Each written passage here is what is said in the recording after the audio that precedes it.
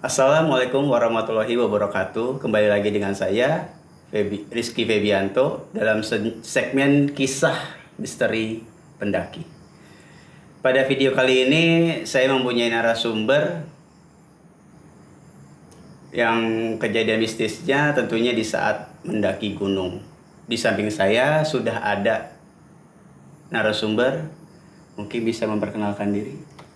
Bro? Ya. Assalamualaikum warahmatullahi wabarakatuh. Perkenalkan, nama saya Farhan Sururi, asal dari Cilebut, Kabupaten Bogor. Kabupaten Bogor. Gimana keadaannya, Bro? Alhamdulillah sehat, Bang. Sehat. Kalau fisik sih sehat. Oh, fisik sehat. Sehat. Oke, kira-kira nih mau menceritakan pendakian yang mana dulu nih untuk segmen saat ini yang kira-kira lebih misterinya lebih dapat gitu ya. Kisah waktu saya bawa adik-adik kelas saya ke Gunung Ciremai, Bang. Kira-kira di Gunung Ciremai ya. Itu kalau boleh tahu sedikit bocorannya apa tuh? Itu kita berlima-limanya ya, itu hampir mau pulas. Jangan dipanjang-panjangin dulu ya. Guys, sebelum Bro siapa tadi namanya? Farhan. Bro Farhan ini menceritakan lebihnya, jangan lupa like, comment, share, dan subscribe channel ini. Dan jangan lupa juga siapin kopinya biar ceritanya pun dan mendengarkan ceritanya pun juga lebih enak gitu ya.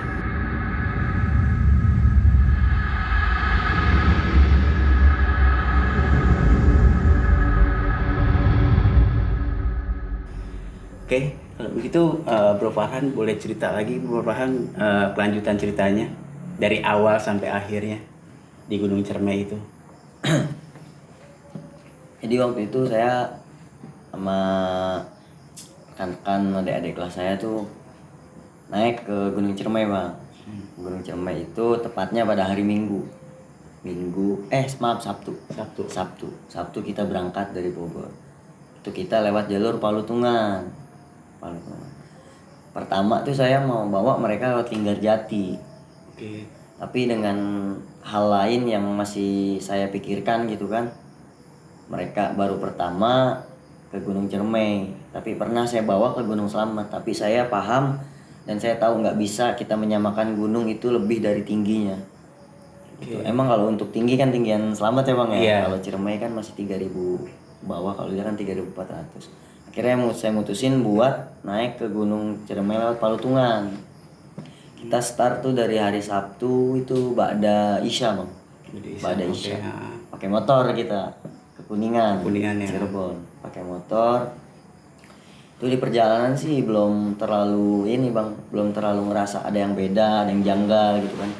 Cuman emang dari mau berangkat tuh kayak di hati tuh saya tuh kayak semangat untuk kesananya tuh gede lah gitu.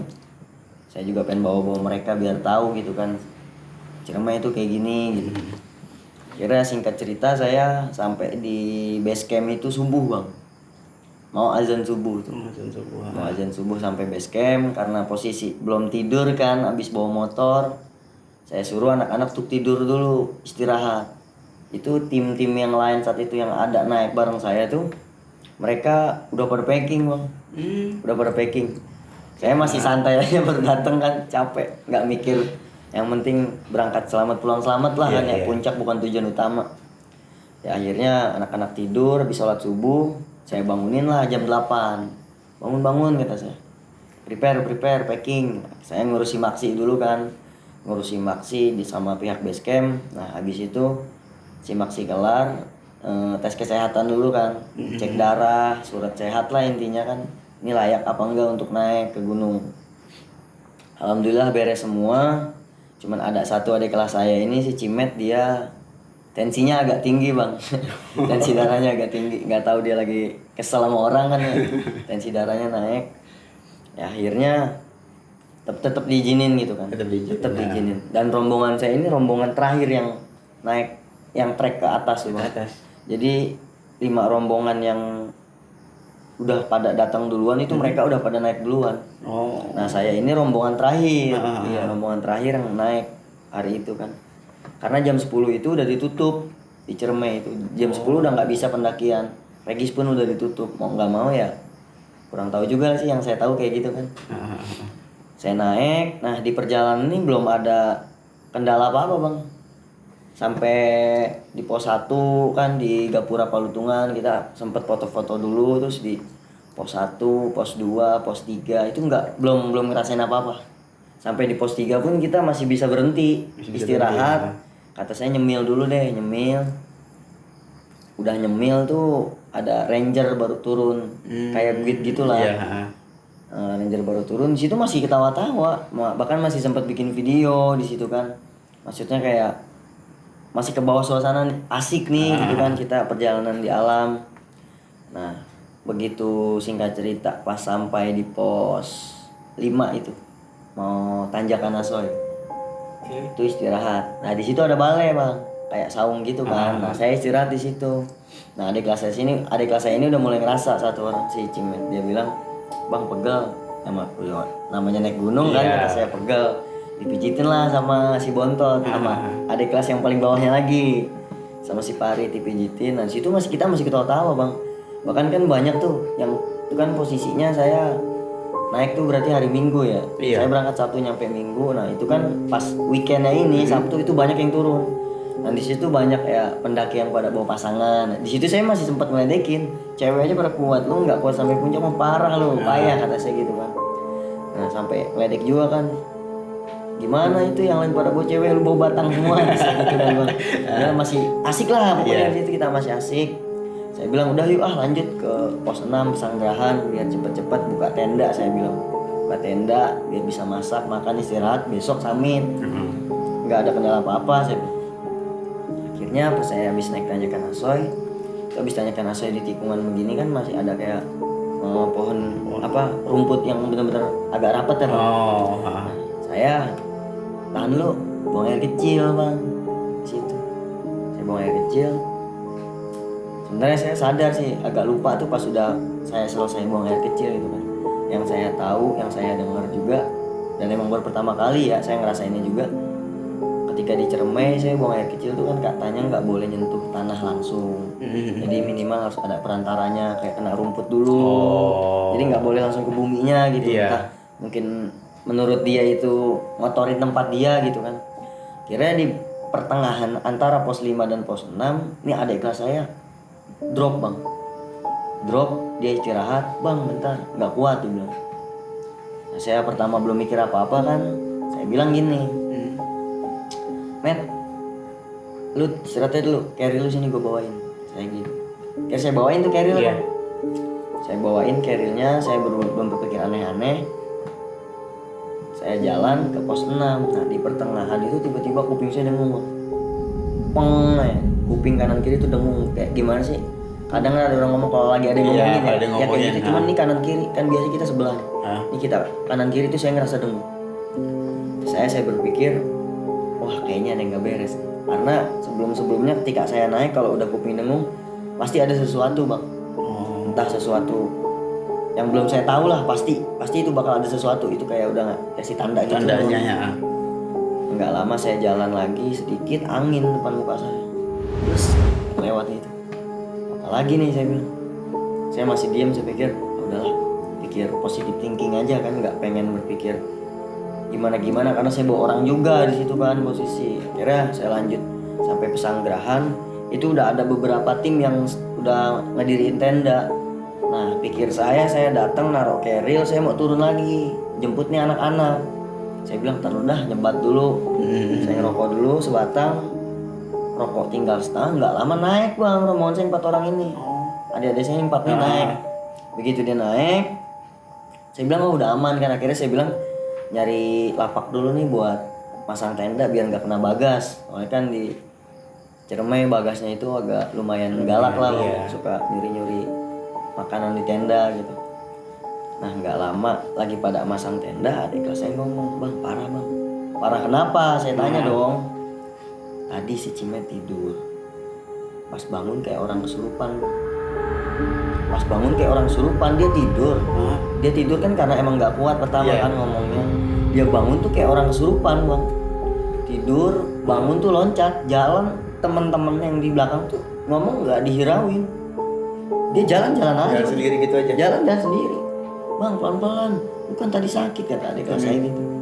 Nggak dihirauin sama sekali sama dia. Jalan, justru cepet dan yang lain tuh ketinggalan sama dia. Udah, tada, bahasnya ntar aja sih. Iya. Gampang. Masak tenda, akhirnya dia udah ngeluh nih bang, sakit gini. Ya udah makan dulu saya bilang. Makan tuh akhirnya kita masak di situ. Kelar itu udah mau maghrib lah, itu sekitar jam 5 baru datang lah tuh pendaki-pendaki yang lain. Itu mereka tim-tim yang lain juga kesusul sama jalannya saya. Pas turun lagi saya ajak Noy turun yuk bentar, saya bilang. Saya turun bentar, saya ajak ngobrol si Kinoy, saya pengen tahu kronologi yang tadi. Iya. Akhirnya dia bilang begitu ya bang, nggak tahu, jadi kan dia bilang capek, akhirnya dibawain. Nah pas bangun kayak orang surupan bang, dia bilang. Jadi pas bangun itu ya gimana ya, nang bangun tidur kan pasti ngumpulin nyawa dulu dong, nggak langsung kayak diri apa ya siapa gitu. Iya. Dia bangun nggak ngomong, bangun tangan langsung begini jalan kayak orang surupan, sampai adik saya kelas saya itu ngomong, aduh bang Paran di atas lagi nih, kalau dia kenapa-napa gimana gitu. Iya. Karena emang selama naik kan saya yang selalu mentorin mereka gitu. Intinya ya saya bukannya merasa jadi senior, tapi saya yang lebih awal tahu tentang alam lah gitu. Mereka juga yang saya kenalin gitu. Panik tuh bang sih.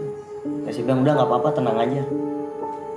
Sampai saya ngomong ke si Kino, saya ajak begini, mau ke puncak ayo turun lagi, saya bilang. Dia agak ragu, bang jam berapa ini? Saya mau mengalihkan pemikiran dia gitu. Yang saya takutkan saat itu ya dengan kejadian yang seperti itu tadi mematahkan semangatnya untuk sampai puncak. Karena pada saat itu tujuan utama saya dan anak-anak itu untuk naikin bendera bang. Tujuan utamanya untuk naikin bendera di Ciremai kan. Enggak bang, udah jam berapa ini tuh, dia besok aja dia bilang. Oh ya udah, terus saya balik badan, bes. Saya nengok, dia nengok. Kayak orang lihat-lihatan. Doi, lihat. Iya bang, apaan? Udah, yuk buru masuk tenda, istirahat saya bilang. Udah istirahat, masuk ke tenda nih mau istirahat. Saya bilang yang mau pipis, buang air kecil, sekarang saya temenin. Ntar habis ajan maghrib istirahat semua, nggak boleh ada yang keluar, saya bilang gitu. Akhirnya saya buang air kecil, dari sini juga ada yang buang air kecil dulu tuh si Egi. Masuk tenda, itu posisi si Cimet ini udah tidur bang. Tidur dalam tenda ini kan kita berlima ya. Iya. Si Cimet ini di tengah, jadi pojok si Parit, habis Parit Cimet, Egi Kinoy, saya baru di paling pojok sebelah sini. Nah pas di tenda ini ngalamin kejadian hal yang belum saya pernah alamin sebelumnya. Jadi di tenda saya nih pertama kali itu yang namanya naik gunung, saya rep-repan itu pertama kali. Belum pernah saya ngerasain yang namanya naik gunung tuh sampai rep-repan gitu. Saya rep-repan, bangun itu langsung istighfar. Nah bangun itu adik kelas saya kesenggol. Jadi pas rep-repan itu kan nggak bisa ngapa-ngapain ya. Saya bangun kepentak, muka dia tuh kenapa bang? Enggak apa-apa saya bilang. Saya udah nggak pikir apa, baca doa kan, saya baca bacaan lah gitu ya. Saya tidur lagi. Saya mimpi bang. Pertama itu mimpi saya ketemu sama sosok nenek-nenek di situ. Dia ngomong pakai bahasa Indonesia yang begitu halus. Kamu jangan semena-mena di sini. Kamu di sini bertamu. Jangan mentang-mentang kamu tahu tempat ini, kamu seenaknya. Saya jawab dong. Iya. Saya seenaknya di mana? Kamu merasa nggak punya salah? Saya punya salah di mana, Nek? Saya bilang begitu. Nggak lama, nenek itu bilang, tadi ada yang ngadu ke saya, kamu habis buang air kecil sembarang. Saya diam. Di situ saya negosiasi lah, maksudnya, ya Nek saya minta maaf. Kalau emang saya salah tolong dimaafin, tolong jangan ganggu saya, jangan ganggu teman-teman saya. Saya bener-bener minta maaf. Itu sampai 3 kali saya mohon minta maaf tuh bang. Sampai akhirnya tiba-tiba ada anak kecil. Itu di mimpi saya tuh anak kecil datang. Dia ngomong nggak mau, nggak boleh. Pokoknya salah satu dari kalian harus ada yang ikut jadi teman saya. Serem juga. Terus Saya diem dulu kan. Kok gitu, saya bilang. Enggak, saya nggak mau kalau seperti itu, saya bilang. Ini kesalahan saya, kenapa harus melibatkan teman saya? Kira nggak lama tuh saya kebangun lagi bang. Saya kebangun tuh dadakan lagi. Dan itu si Kina juga kena lagi, kesenggol lagi, lagi-lagi kesenggol lagi. Saya bangun, saya liatin anak-anakan saya semua. Sampai saat itu saya berpikir, gue nggak bakal mau tidur lagi, gue nggak bakal mau lanjut ke puncak buat tungguin sampai besok matahari terbit, prepare, packing, turun. Saat itu pemikiran saya. Sampai saya nggak mau lah itu tidur, saya ngeliatin muka mereka gitu kan, kayak kalau misalnya mereka ada apa-apa ya saya berdosa gitu bang. karena tanggung jawabnya kan ada di. Karena di awalnya kan di situ, tapi mereka tuh belum tahu sama sekali. Jadi saya juga nggak mau cerita saat itu kan. Nah akhirnya saya main handphone. Mungkin karena capek juga kurang tidur kan, saya bawa motor, saya ketiduran lagi bang. Saya ketiduran dan mimpi lagi. Tapi mimpinya nggak ketemu sama yang sebelumnya. Mimpi yang ketiga ini ketemu sama gimana ya nyebutnya ya? Sama apa nih? Bukan dari bukan orang jahat sih bang. Jadi intinya ya entah siapa yang saya ngerasa itu dia suka jagain saya. Jagain saya. Saya manggilnya Eyang lah.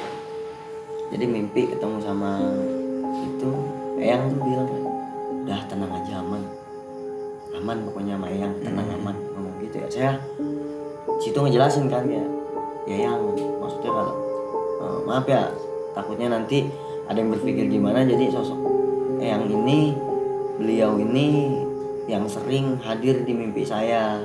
Beliau ini yang sering kalau saya punya masalah, saya depresi seperti apa, kadang suka hadir di mimpi saya. Dan kalau udah hadir di mimpi itu kita kayak saya sama abang aja ngobrol, saya cerita masalah saya gitu kan. Intinya beliau yang selalu berada di sisi saya apapun keadaan saya lah gitu. Akhirnya saya tidur, saya bangun, saya pikir udah aman, pede saya bang, udah aman. Sampai akhirnya tidur lagi tuh dibangunin sama adik kelas saya. Bang, bangun bang, ada suara Bagas, ada suara babi itu. Iya. Wah, yang benar saya bilang. Saya buka tenda, sampah saya nggak ada. Logika kan ini double layer ya bang. Tenda double layer itu kan rapet ya. Iya. Sampah itu saya taruh di tengah-tengah tenda, depan tenda tuh di tengah-tengah pintu. Kalau emang itu Bagas bisa masuk ke dalam tenda saya, otomatis ada yang sobek. Benar. Ini enggak, semua tenda tuh bersih, nggak ada bekas palaan dia masuk, nggak ada sama sekali. Jadi real itu bener, sampah saya ada di luar. Akhirnya saya pikir Bagas jahil gitu kan ya, mungkin dengan adanya Bagas seperti itu, kalau saya berpikirnya kayak bagus juga sih makanin sampah, jadi kan makhluk sekitar juga ngerasa kayak tempatnya dijaga gitu, bersih. Terus saya nggak berpikir aneh-aneh lagi. Saya bangunin dah anak-anak tuh samit itu sekitar jam 2 bang, jam 2 malam tuh saya bangunin. Masak, saya bilang isi perut dulu biar nggak asam lambung kan. Masak sebelum berangkat samit, seperti biasa saya berdoa. Dan itu si Cimet saya sempat tanya bang, Met, sanggup gak? Sanggup bang, udah mendingan tenang aja, pede dong saya. Kira saya baca doa, biasa kirim Al-Fatihah ke leluhur ke wali-wali Allah yang pernah saya ziarahin juga kan, yang saya tahu gitu. Selepas itu kita berangkat samit. Kita tuh rombongan pertama bang, yang berangkat ke puncak. Ya, karena emang niat saya sebelum matahari terbit itu udah harus sampai puncak, rencana awal saya. Akhirnya begitu jalan, baru sampai tikungan ada angin lagi.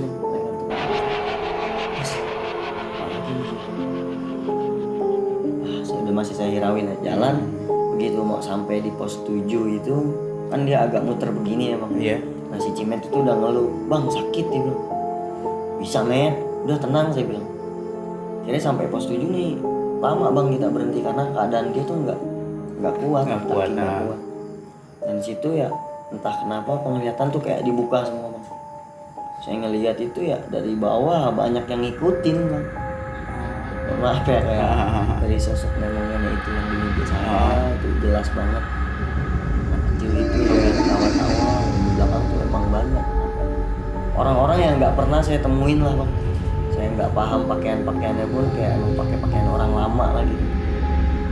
Dan di situ dia istirahat lama tuh, saya bilang ayo lanjut pelan-pelan, saya bilang kira jarak 3 langkah itu dia udah banyak berhenti bang. Jarak 3 langkah udah banyak berhenti terus. Sampai dia ngomong begini, bang aneh kenapa sih itu dia? Udah met, tenang yuk bisa yuk, saya bilang gitu. Akhirnya emang dia rada batu juga, udah met jangan mikirin apa-apa, jalan ayo jalan. Itu angin kencang bang tiba-tiba, angin semua ngerasain tadi angin itu bener-bener beda lah gitu maksudnya. Anginnya tuh ngerasa, saya juga pribadi ngerasa anginnya beda.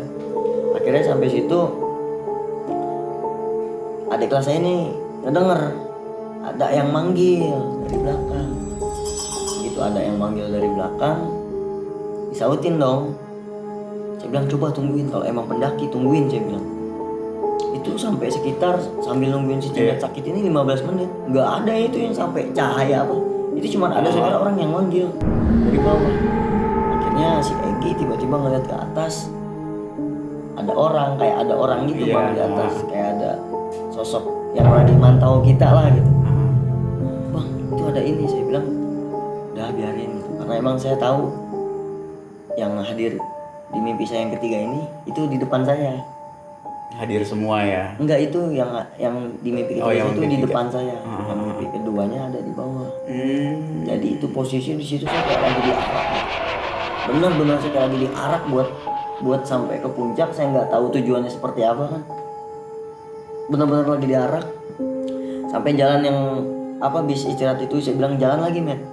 Sampai jalan lagi itu dia udah benar-benar diem bang. Kayak begini aja udah diem banget itu si Cimet. Sampai saya bilang, Met, ayo Met, bisa Met. Dan sampai si Egi, teman-teman saya semua tuh di situ, saya tahu dia di trek seperti apa. Itu semuanya diem, termasuk si Egi kan emang agak frontal ya ngomong, maksudnya nggak frontal sih kalau ngomong tuh lucu gitu bang. Lucu lah dia kalau nyebut pohon apa sih sebutannya? Pohon cemara itu sebutannya dia pohon Natal. Pohon Natal kan yang bikin ketawa lah ya bang. Itu dia udah beda tuh di situ, udah diem aja. Sampai si Parit, si Kino itu udah diem semua di situ, 4 orang itu. Sampai akhirnya saya baca Al-Fatihah kan, saya mohon tolong dipermudah urusan saya, dibantu. Dan pada saat itu angin lagi angin tuh hembus ke badan kita semua sampai udah pada rasa dingin. Sampai saya bilang yuk jalan lagi atas Simpang Apuy, saya bilang. Udah kelihatan maksudnya kayak ada tugu gitu bang, cuman kelihatannya pakai headlamp saya kan jauh tuh, kelihatan kayak ini kayak Simpang Apuy, ini pos 8 ya. Simpang Apuy pos 8. Akhirnya saya jalan tuh sekitar ada jangka 5 meter, dia berhenti bang. Dia berhenti, ada selipan batu, dia masuk ke dalam situ. Sampai akhirnya saya bilang, Met, ngapain di situ? Saya bilang, nggak bersuara, diem aja dia. Diem, dan yang lain udah ngeliat dari bawah tuh kayak suara-suara berisik tuh udah pada ngedenger. Pas saya pegang telapak kakinya, saya baca doa, saya nengok, itu ditompok depan muka saya banget tuh. Itu benar-benar mukanya juga jelas itu, saya ditompok depan muka saya. Kaget kan saya, astagfirullah, saya bilang. Saya nengok ke belakang, itu di bawah tuh pada, jadi kan tanjakan gini bang, kita di atas, dan di bawah tuh pada mantau gitu bang, ngeliatin kita semua. Itu banyak banget bang, bukan 1, 2, banyak banget. Dan ini yang saya lihat di kakinya dia tuh jadi dia naik tuh kayak dipeluk gitu bang, dipegangin gitu ya. Pas naik saya bilang astagfirullahaladzim, saya salah apa kan situ. Anak kecil ini tuh bang, pokoknya harus ikut saya. Pokoknya dia harus ikut saya. Itu betul banget. Pokoknya dia harus ikut saya. Dia bilang ini masalah saya kenapa harus sangkut pautkan dengan orang. Sampai akhirnya tuh saya di situ merasa, karena badan saya juga beda tuh, tiba-tiba badan saya sakit banget itu, badan saya kayak ditusuk-tusuk jarum. Saya bilang udah dah, kalau mau mati aja sekalian semua di sini dah. dalam hati saya itu saya ngomong gitu bang, karena saya berpikir ya kalau emang yang mati teman saya doang, minggu depan saya datang lagi untuk masang plakat in memoriam. Nggak lucu kalau emang mau meninggal semua kalian. Dalam hati saya pengen ngomong gitu bang, karena saya ngeliat keadaan anak-anak saya termasuk saya pribadi udah mikir udah pasrah ya bang, kalau emang saya mau mati di situ saya mati dah. Makanya saya ngerasa tuh nggak pernah sebelumnya kayak ditusuk-tusuk banget bang semua badan saya. Saya naik agak jarak 1 meter ke atas tebing atas batu itu. Met, ayo met. Akhirnya saya ngeliat ke atas, beliau senyum ke saya ke bawah. Itu yang di bawah justru kayak emosi gitu, kayak kesel, bener-bener kesel banget gitu ke saya, bener-bener kayak punya dendam kayak mungkin saya salah juga ya buang air kecil sembarangan seperti itu ya. Akhirnya si Kinoy, si Ogut, si Parit saya bilang ayo bisa bismillah. Si Cimet ini udah nggak sama sekali nyaut bang di situ, udah diam aja. Saya bilang pemikiran saya saat itu ada 3. Saya bilang saya mau lanjut ke atas, saya stay sampai matahari terbit atau saya turun. Tapi untuk turun resiko nggak memungkinkan itu lebih parah kalau saya berpikir, karena kalau saya turun saya udah tahu nih di bawah banyak bang. Yang ada nantinya adik saya ini makin kenapa-napa. Lebih baik saya ikutin yang ada di atas saya, depan saya, yang benar-benar saya lebih tahu lah gitu ya. Akhirnya saya bilang ke si Cimet gitu, Met bisa nggak masih nggak nyaut sama sekali. Terakhir saya bilang gini, Met nggak kayak gitu konsepnya, kalau mau naik, kalau mau turun sekalian. Lu kalau diem di sini terus lu mati Met di sini. Saya bilang begitu bang. Iya bang, dia cuma nyaut gitu dong. Iya bang. Saya jalan, saya taruh di tengah tuh. Saya nengok itu benar-benar masih dipegangin. Masih dipegangin bah, sampai gua walet itu saya sempat berhenti break sebentar. Gua walet maaf, Simpang Apuy. Di situ kan ada tugu in memoriam, mungkin ada pendaki yang pernah gugur di medan juang saat itu. Di situ ada plakat in memoriam. Saya Al-Fatihah dulu. Di situ saya pegang lagi kaki si Cimet, Met. Ayo bisa lawan. Lu tuh nggak sakit Met, lu tuh nggak sakit, lu tuh ikutin dari tadi. Saya bilang gitu sampai saya baca Al-Fatihah. Dia ngebantu juga dengan diri dia ngelawan, udah agak mendingan dah tuh di situ. Dan nyampe gua walet itu emang kita saya agak lama tuh yang di batu itu di batu itu. Jadi udah bener-bener yang lain udah ngedengar suara apa tuh, sampai udah pada diem, sampai pasrah. Tapi akhirnya di Simpang Apuy saya ngeliat ke atas itu dari arah gua walet udah ada lampu senter pendaki. Yang dari arah gua walet itu dia ke arah puncak, mau ke arah puncak. Sampai situ ya saya langsung udah ada, lu tenang, udah ada orang kan. Saya bilang itu saya tungguin, itu masih yang manggil di belakang masih banyak pun. Itu saya tungguin nggak ada banget. Bahkan sampai saya puncak pun, sampai ke puncak pun, itu pendaki yang mau ke puncak itu ketemu saya ketika saya turun. Jadi pada saat trail malam itu nggak ada sama sekali pendaki yang naik pas gelap itu. Itu pas bener-bener matahari udah mulai agak kelihatan. Saya paksa lah akhirnya kan, ayo men, ayo bisa, yuk semangat. Saya bilang semangat. Akhirnya dia bisa ngelawan pelan-pelan. Saya ngelewatin gua walet. Saya bilang ngelewatin gua walet. Akhirnya sampai di Cantigi. Cantigi itu kayak habitat burung gitu bang. Sebelum sampai puncak tuh ada pos Cantigi. Saya duduk di situ. Udah agak mendingan tuh badan dia, udah agak mendingan. Akhirnya saya nengok ke samping kanan, ada burung bang. Burung gagak tiba-tiba nyamperin saya. Saya bilang sama burung itu, udah dong, pulang. Udah urusan saya. Jangan dipersulit. Itu nggak tahu kenapa burung itu nyaut. Saya nggak paham apa yang dia bilang tuh nyaut. Sampai adik saya ngomong, bang nyautin bang.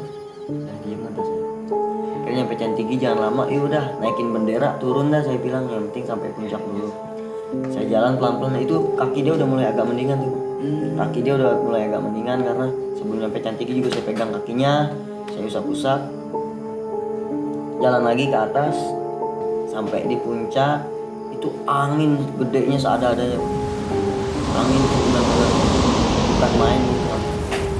Akhirnya saya bilang cari ini dulu, cari ranting-ranting kayak bekas pohon gitu, buat ngangetin perut dulu. Saya turun sambil dengan keadaan menggigil sama anak-anak. tiba-tiba udah jadi nih wedang jahe kan, itu angin nggak ada deh. Nah pas sampai Cantigi itu kan saya duduk lah istirahat di situ, saya bacain, doain lah adik-adik saya Al-Fatihah lagi saya Al-Fatihah di situ, minta dipermudah urusan saya, Al-Fatihah ke Allah, ke wali-wali Allah yang mungkin doanya lebih diijabah kan, saya tawasul ke beliau. Ada burung bang, tiba-tiba burung gagak jatuh di samping kanan saya. Saya ajak ngobrol, udah dong pulang, permudah urusan saya, jadi persulit ya. Saya kan di sini datang bertamu baik-baik. Tiba-tiba tuh dia nyautin bang, kiki. Saya nggak paham lah apa yang disampaikan ya. Sampai adek kelas saya ini si Kino yang ngomong, bang nyautin, udah biarin saya bilang. Akhirnya saya pegang lagi kakinya si Cimet, ayo Met, penting kita sampai puncak dulu, bendera naik kan. Kira begitu sampai puncak, angin gede seadanya itu, aja itu semua ngerasa tuh. Sampai saya ngerasa tuh kuping tuh benar-benar dengung banget tuh karena angin. Iya. Dengung gede banget itu, benar angin gede. Akhirnya di situ saya nyari pohon dulu, pohon-pohon pendek itu untuk berteduh lah. Saya masuk ke dalam situ, masak wedang jahe, buat ngangetin perut lah, nyemil. Nah itu tiba-tiba nggak ada angin bang. Wedang jahe jadi, itu dipegang gelas isi wedang sama di gelas saya, tiba-tiba dilempar, ditumpahin ke muka teman. Situ saya langsung berpikir ada yang jahil, tapi saya mengalihkan biar mereka tuh nggak tahu dulu lah gitu. Saya bilang gini, lu punya dendam pribadi apa? Parah amat bersiram itu, nggak tahu bang, mau tumpah sendiri tadi. Pas ngomong orang tumpah sendiri baru angin saya bilang wah nggak beres nih, kacau nih saya bilang. Kira dari situ saya langsung balik lagi ke puncak, foto bentar. Nah pas saya mau ke arah turun lagi, itu ada pendaki lain bang. Pendaki lain itu buka baju. Saya ini berlima udah ngerasa kedinginan, sampai kita kan seragaman ya, sampai mau buka seragam juga nggak berani, karena emang keadaannya itu kalau buka seragam ya bisa dibilang membahayakan juga lah. Saya nggak mau ngambil resiko karena pakai jaket aja udah benar-benar dingin, sarung tangan. Itu dia buka baju semua, itu 5-5 kita lihat-lihatan bang. Udah yuk turun, nggak beres ya bang, nggak beres. Akhirnya yang sebelum turun saya sempat ngeliat juga ke belakang, ya itu kayak agak beda sih bang. Saya merasa angin ke saya doang.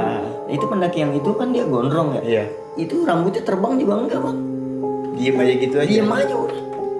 Kira sampai turun saya bilang wah udah nggak beres nih. Akhirnya turun, alhamdulillah pelan-pelan sampailah di Gua Walet. Saya explore lah ke mereka Gua Walet. Saya kasih tahu nih Gua Walet, sejarahnya itu dulu bekas letusan Ciremai, dan di dalamnya itu dulu ada sumber air yang dari tetesan gua itu. Sekarang saat itu kering, nggak ada. Ya udah bang, foto-foto bentar ya. Mereka pada foto-foto lah, saya diemin kan. Pas sampai foto-foto, tiba-tiba angin lagi bang. Anginnya loh. Bos, nggak tahu muka saya. Kuping saya dengung lagi tuh. Saya bilang, udah yuk jangan lama-lama, turun, cepetan turun. Dari depan Gua Walet, sempat foto-foto bentar tuh, nikmatin kan, udah pagi, udah cerah tuh. Tapi kita semua masih ngerasa dingin bang. Kira turun di simpang Apu, nggak sampai di batu tadi, si Cimet berhenti lagi. Bang sakit.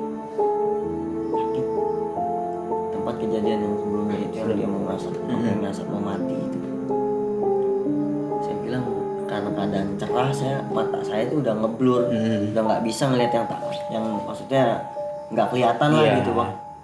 Akhirnya di situ saya bilang, karena saya pede kan, udah terang, saya bilang, Gi, Ogut sama si Parit jagain Cimet, gua makin turun masak. Pemikiran saya saat itu gimana caranya ketika mereka nanti nyampe tenda, masakan udah jadi, makan cepet-cepet. Saya pengen turun sampai bawah, ya, akhirnya pas turun sampai bawah itu saya jalan dulu sama si Kino, masak. Nggak lama mereka turun, udah Met istirahat, tidur tuh dia langsung tenda, tidur situ agak lama tuh, nungguin dia tidur, nungguin masakan jadi juga agak lama tuh bang. Saya sekitar jam 10 sampai jam 11-an. Nggak lama ada pendaki yang tadi foto turun, nggak taunya tenda dia itu di atas saya.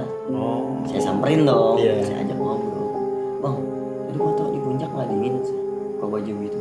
Enggak. Emang kenapa tuh? Enggak apa-apa, beda aja gitu. Enggak dingin, karena emang itu dia ada beberapa orang juga kan buka baju itu, bukan satu dua. Enggak dingin, cerah malah, alhamdulillah lagi dikasih cerah katanya kan. Akhirnya saya mengalihkan, saya bilang sambil ngerokok ngopi kan. Iya. Nggak pikir bang duluan ya, makanan jadi saya suruh masak, makan, udah kelar makan turun saya bang, packing tuh sekitar mau zuhur lah, habis zuhur itu udah rapi. Akhirnya pada zuhur saya turun, saya cari titik di mana tempat saya buang air kecil. Oh, oke. Saya cari titik tempat di mana saya buang air kecil, saya tahu di mana. Mereka saya suruh jalan duluan dan di situ saya benar-benar itu tanah saya balurin ke tangan saya. Benar-benar bahasa kasarnya saya minta maaf, ini kotoran yang udah saya buang di sini itu kan biarpun udah keserap sama buminya, tapi saya di situ minta maaf kalau saya buang sembarangan. Kira turun dah bang, kita turun, dan turun itu kita sempat istirahat lagi di pos 3, kita makan minum. Itu si Cimet ini nggak sakit lagi, nggak sakit lagi. Logikanya naik aja kan nggak sampai Iya, udah lama banget ngapa. itu turun dia ceria, tawa-tawa.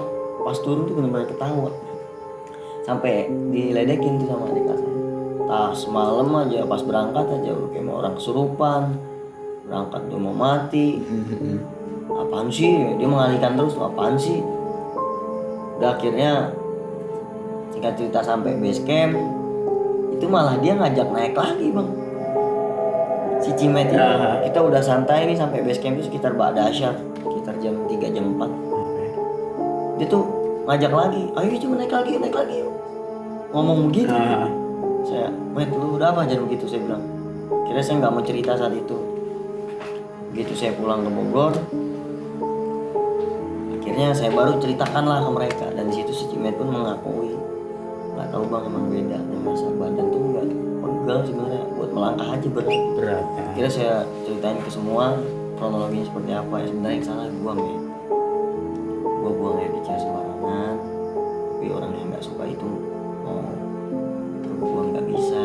Nah posisinya di situ lu Met, yang lemah ya, yang tensi darahnya aja kan udah pas mau naik agak tinggi, dan pikiran lu kosong, lu mikirin apa sih. Akhirnya dia juga terbuka sih, itu emang pikiran di antara yang lain, pikiran dia yang paling kosong. Sampai akhirnya saya pulang, saya langsung kerja kan tuh. Saya tidur, malam nih mimpi lagi sama Eyang. Saya nanya, itu sebenarnya kena nenek-nenek kenapa sih gitu. Pokoknya nggak diceritain, cuman bilang udah nggak usah dipikirin, udah aman pokoknya, udah aman. Udah 3 kali itu udah aman. Saya udah tenang lah, kira alhamdulillah saya pulang dengan selamat gitu kan. Dan akhirnya itu benar-benar pelajaran berharga juga sih buat saya. Bahwasanya ya kayak ada baiknya pelajaran yang saya ambil tuh kayak nggak setiap pendakian, nggak setiap kita merasa kita tahu,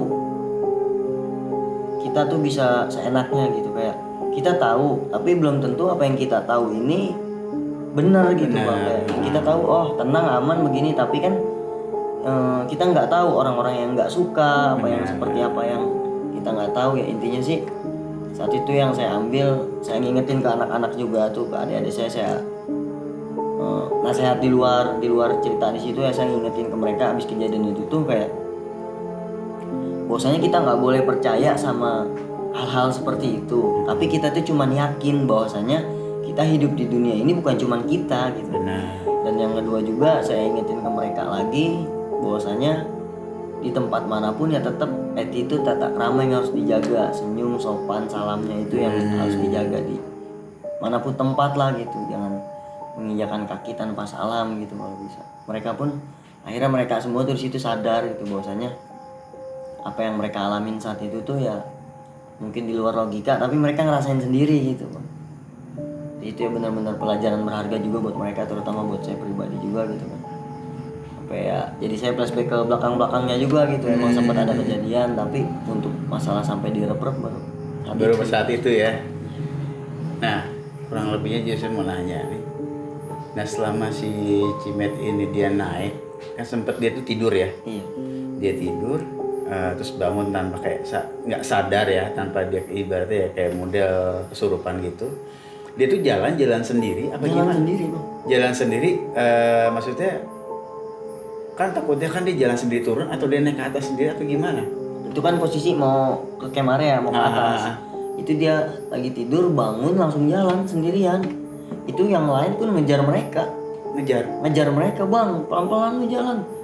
Itu karena dia posisi kan tadi kan sakit gitu kan, sampai iya. udah nggak kuat Keril, sampai saya bawain, tiba-tiba ya bangun ya kayak gitu, kayak orang kesurupan gitu. Tapi dia sadar itu. Nah, dia nggak sadar. nggak sadar. Itu kita tahu semua tuh, sampai saya bilang saya tahu dia nggak sadar itu ketika kita kelar turun dari sana, kita ngumpul dan saya buka, mereka pada cerita semua apa yang mereka rasakan, ya itu dia nggak sadar. Itu dia jalan bawa kemana itu di jalannya? Jalan sendiri ke atas, ke arah pos 6. Ke atas sendirian? Iya. Nah saat itu juga lagi bangun tenda ya kalau nggak salah ya? Itu bangun tenda, saya yang udah duluan, saya yang sampai duluan. Jadi dia ini berempat jalan ke atas itu, ya si Cimet yang duluan jadinya. Padahal dia sakit. Kan logikanya kalau naik aja sakit, kalau kita kan pendaki, kalau turun itu kan tumpuan kaki kita lebih berat. Benar. Ya. Ini naik sama turun, justru turun lebih cepet. Sedangkan dia naik aja sakit. Kalau emang dia sakit, turun pasti lebih lama. Lebih lama, benar. Ini kan turun aja dari camp area ke bawah itu cepet banget. Itu dari jam habis johor 3:30, jam 3:30, jam 4 itu udah sampai di base camp. Cuma 3,5 jam. Cepet juga ya? Iya. Karena emang saya biasa sama anak-anak juga, kalau emang naik saya tuh selalu cepet jalannya. Saya nggak pengen anak-anak kelelahan, karena kalau banyak istirahatnya nanti bikin dia capek. Benar. Jadi naik saya gedor, turun saya gedor, buat yang latih mental fisik dia juga. Cuman kalau emang nggak kuat banget saya nggak pernah maksa gitu. Iya. Jalan sendirian. Jalan sendirian ya? Yang lain tuh ngejar dia. Jadi jalan cepet, kayak jalan cepet gitu. Itu kan tanjakan, dia jalan cepet itu ngelebihin yang lain. Makanya saya juga bingung kok bisa dia jalan sendiri. Untungnya juga nggak dibawa ke ini ya, apa namanya, atau ke jurang atau kemana itu gitu loh. sih yang sebenarnya saya Ya alhamdulillahnya masih dibawa jalan yang lurus gitu loh. jalur. Sesuai dengan jalurnya. Terus yang masalah sampah bisa tiba-tiba nggak ada itu, secara logika ya, secara kita logikanya kan, kalaupun ada binatang kan biasanya kan robek ya, dan itu bisa nggak ada gitu sampahnya. Real hilang gitu aja. Nggak ada, dia ada di samping tenda, tapi itu udah berantakan semua. Sampah itu udah berantakan, tapi yang saya bingungin tuh ya kayak ini bekas ngambilnya tuh lewat mana? Karena kan tenda utuh, nggak ada sobek sama sekali. Keren juga berarti ya. Itu cuman gara-gara bro siapa? Bro Farhan ini hanya kencing sembarangan, buang air kecil sembarangan, terus tiba-tiba langsung dijadikan seperti itu gitu ya. Nggak ada hal-hal yang lain padahal kan? Nggak ada. Bagus juga sih memang ceritanya. Makanya saya juga bingung juga ya. Ya antara percaya nggak percaya ya. Karena kan kita juga naik gunung kan pasti ada iming-iming, pasti sebelum naik diingetin omongan dijaga, sopan santunnya dijaga, sama kalau mau buang air kecil atau buang air besar paling tidak permisi. Tapi ini udah permisi pun masih seperti itu ya. Hebat sih, makanya saya bilang. Terus sebelum kita closing nih Bro Farhan, kira-kira ada apa namanya kayak semacam masukan ataupun wejangan lah buat teman-teman yang mau naik gunung, kira-kira seperti apa gitu? Ya paling sih kalau saya titip pesan buat para pendaki ini ya kayak triple S-nya ini dijaga lah, yang tadi saya bilang senyum, sapa, salam gitu. Karena kadang banyak pendaki yang kalau ketemu ditegur, bang, itu cuek, positif thinkingnya ya mungkin capek apa gimana. Tapi kan seenggaknya namanya orang udah ngasih senyum, ngasih sapa ke kita, masa kita diem aja gitu secapek-capeknya kan ya bang ya. Sama intinya kalau naik kemanapun tempat ya itu sopan santun juga penting banget sih. Sampai jangan pernah berpikir bahwasanya kita hidup sendiri gitu. Sekali lagi saya ngingetin, emang nggak bagus kita percaya sama hal-hal begitu, itu 1001. Benar. Percaya sama hal-hal ya kayak jin apalah gitu ya kan. 1001, 1001-nya itu apa? Satunya benar, 1000-nya bohong gitu kan. Makanya kita nggak boleh percaya, tapi cuman bahwasanya kita harus yakin bahwasanya kita hidup bukan cuman kita aja gitu. Kita hidup ada juga makhluk yang berdampingan sama kita, tapi emang mungkin kita nggak bisa melihat, kita nggak dikasih kemampuan untuk melihat, nggak semua bisa lah gitu ya bang. Nah, itu aja sih bang, paling sampai intinya sih bukan seberapa sering ngelakuin perjalanan pendakian sih Bang, tapi hikmah dan pelajaran apa yang bisa diambil ketika melakukan perjalanan pendakian gitu. Ya merendah di tempat tertinggi sih Bang, udah itu aja. Oke guys, sekali lagi terima kasih banyak udah mau berbagi cerita ke kita dan sekali lagi cerita dari narasumber bukan untuk menakut-nakuti teman-teman ketika naik Gunung Cermai ataupun gunung manapun, tapi kita ambil sisi positifnya dan buang sisi buruknya.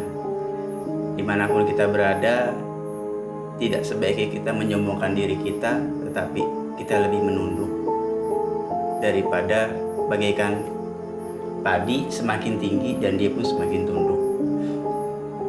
Cukup sekian video dari kita berdua, dan jangan lupa untuk like, komen, share, dan subscribe-nya. Jangan lupa dan tunggu video selanjutnya di dalam segmen misteri pendaki gunung. Dan terima kasih. Wassalamualaikum warahmatullahi wabarakatuh.